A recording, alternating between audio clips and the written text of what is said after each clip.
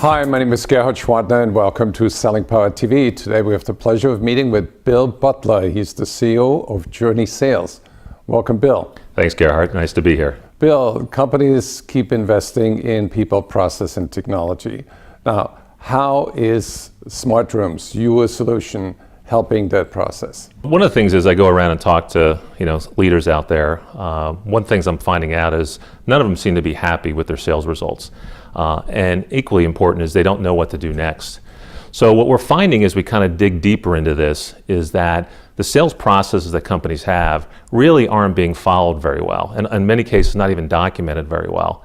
And the investments that companies are making in technology such as CRM, really they're not getting a lot out of that. The CRM data by itself kind of looks backward. It tracks the activity of what happened, but doesn't really help the sales rep with the things that they need to do on a go-forward basis.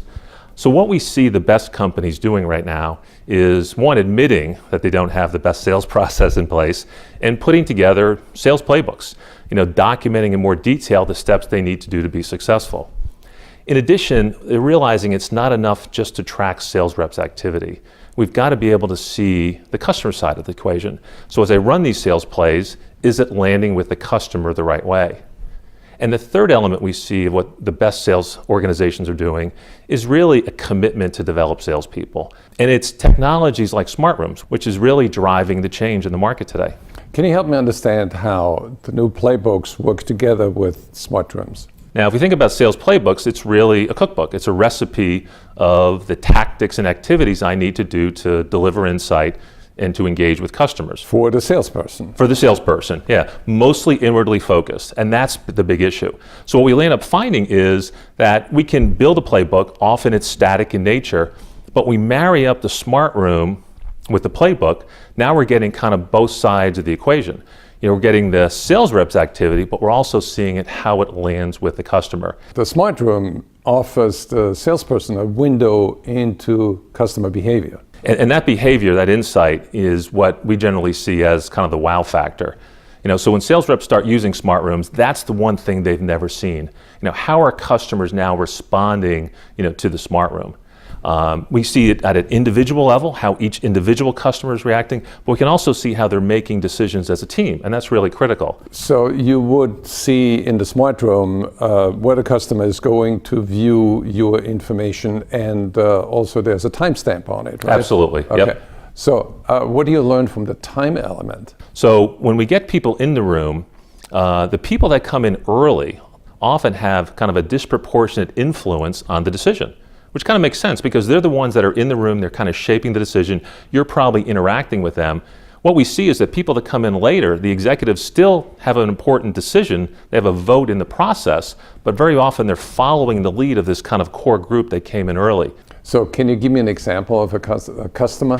Yeah, I actually had a one recently where I'd met a CEO and he asked me to come out and present to his executive team. So I flew out there, met with the executive team, and it was kind of, I would call it a traditional meeting. There was a lot of interaction with the marketing lead and the sales leads in the meeting. And as we run our playbook, and one of the things that we do is before the meeting, we invite a sponsor into their own Smart Room, and this sponsor happened to be the CEO. At the end of the meeting, we asked the sponsor then to invite others into the Smart Room. So he did. He invited 4 people into the room. I ended up leaving the meeting, jump on the airplane, I'm flying back, and I'm getting alerts along the way. I'm getting alerts of 3 of the 4 people came into the room, but there was one executive who actually was probably one of the quietest ones in the meeting that came into the room on 3 different occasions that afternoon and was looking at all sorts of different content. So obviously, it was curious to why this person who didn't ask many questions in the meeting all of a sudden is very active in the room. So the next morning, I gave him a call. I simply said, hey, did you have any questions from yesterday's meeting? And he goes, I'm so glad you called. He goes, after the meeting, we came up with a different use case for the Smart Room, something different from the sales side of it. And basically, we came to this decision at the end that it was an absolute dead-on fit for what he's trying to do. And he was about to sign a contract with a consulting company to go through a design and analysis and deployment. In effect, he stopped that, and he's putting that money into deploying a Smart Room. In effect, that Smart Room is going to be live even before their sales team is live. What do you see in the future? How are Smart Rooms affecting the way we hire salespeople, the way we train them, compensate them? How does it change the game? I think the thing that gets us excited is the area of both people and culture. I think those are the two elements we're really starting to see the change in place. Being able to hire people to develop them, finding these great sales athletes that have great innate sales skills, but a commitment to making them great.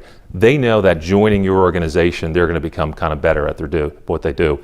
So we are really shifting away from that central command and control running of a sales organization to a process of mutual learning where everybody helps everybody else improve. Yeah, absolutely. And the whole idea of these individual rogue salespeople kind of saving the day is dead. And the best sales organizations don't fall for that. They develop great salespeople that become kind of part of a team. Thank you, Bill. For anybody who'd like to get more information, go to journeysales.com.